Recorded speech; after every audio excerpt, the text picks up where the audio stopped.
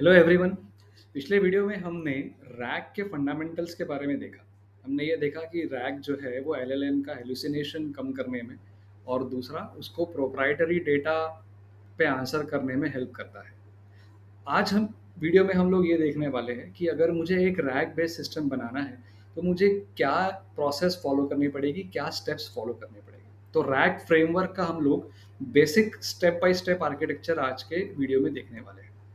Okay, सो अगर मैं आपको बोलूँ कि एक सेंटेंस में मुझे रैग को डिफाइन करके बताइए, तो the best definition of RAG would be RAG is a system in which the output generation of LLM is augmented using data retrieved from a database. ये लाइन मैंने लिखी है, इसमें मैंने 3 वर्ड्स को हाईलाइट किया है। ये तीनों वर्ड्स को अगर आप कंबाइन कर देंगे तो रैग बन जाएगा। ओके, इसका क्या मतलब है? रैग में हम लोग क्या कर रहे हैं, जो एलएलएम आउटपुट जनरेट करता है उसको हम लोग ऑगमेंट कर रहे हैं। ऑगमेंट मतलब उसमें कुछ ऐड कर रहे हैं।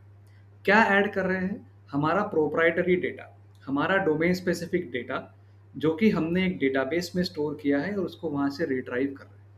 So we are retrieving a data from a database. We are adding that data to the generation process of LLM, output generation process of LLM. इसीलिए इस टेक्नोलॉजी का नाम है rag, retrieval augmented generation. The output generation of LLM is augmented by a data which is retrieved from a database। ठीक है। अब actual rag system में ये जो मैंने 3 वर्ड्स हाईलाइट किए हैं, ये रिवर्स प्रोसेस में फॉलो होते हैं। कैसे? तो रैग सिस्टम का सबसे पहला स्टेप है डेटा रिट्रीवल। ओके, आपने जो भी डोमेन स्पेसिफिक डेटा एक एलएलएम को दिया, सबसे पहले एलएलएम उस डेटा को रिट्रीव करेगा। ओके, आपका रैग सिस्टम जो है वो उस डेटा को रिट्राइव करेगा, है ना? यही मैंने यहाँ पे लिखा है। So when a user enters a query, the first step is data is retrieved from a database which contains the domain specific knowledge. अब आप बोलोगे सर, हम जब भी चैट जीपीटी को सवाल पूछते हैं वो तो बिना डेटाबेस कर भी आंसर दे देता है, राइट? तो अभी जो एलएलएम आपको आंसर दे रहा है वो उसके ट्रेन डेटा पे दे रहा है, या तो जो इंटरनेट से कनेक्टेड है तो इंटरनेट स्क्रैप करके उस डेटा पे आंसर दे रहा है। रैक बेस्ड सिस्टम में क्या होगा, आपका जो एलएलएम है वो पहले एक डेटाबेस से डेटा रिट्राइव करेगा। ओके, ये डेटाबेस में क्या डेटा होगा? आपके प्रोप्राइटरी डॉक्यूमेंट्स, फाइल्स, कोड्स, ये सब डेटा उस डेटाबेस में होगा, वहां से वो रिट्राइव करेगा। सेकेंड स्टेप में ये जो रिट्राइव किया है डेटा, इसको यूज करके वो अपने प्रॉम्प्ट को चेंज करेगा।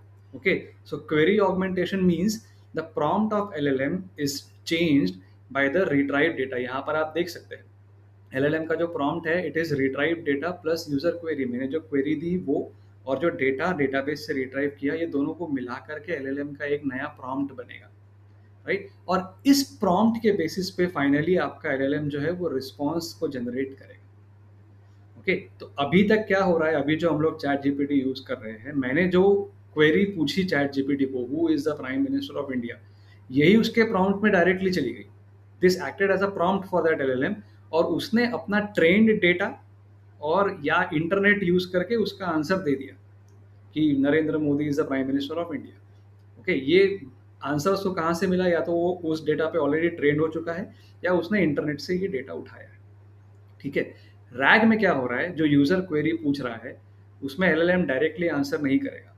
पहले वो डेटाबेस में जाएगा, डेटाबेस से वो प्रोप्राइटरी डेटा वहां से कलेक्ट करेगा, उसको और यूजर की क्वेरी को कंबाइन करके अपने लिए एक प्रॉम्प्ट बनाएगा, और फिर इस प्रॉम्प्ट के बेसिस पे वो आंसर जनरेट करेगा। तो इससे क्या फायदा हो रहा है? इससे फायदा ये हो रहा है कि जो आपने डोमेन स्पेसिफिक नॉलेज दिया है उसको ही एलएलएम यूज करके आंसर दे रहा है। तो आपका आंसर ट्रस्टवर्दी भी हो गया और आपका आंसर जो है वो डोमेन स्पेसिफिक भी हो गया।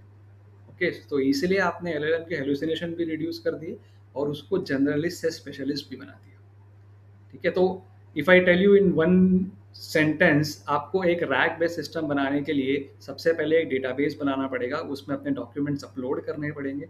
उसके बाद एक क्वेरी सिस्टम बनाना पड़ेगा जो उस डेटाबेस से डेटा क्वेरी करके एलएलएम को फाइनली दे। ये सिस्टम कैसे बनाते हैं ये हम लोग अगले वीडियो में ज़रूर देखेंगे। Thank you.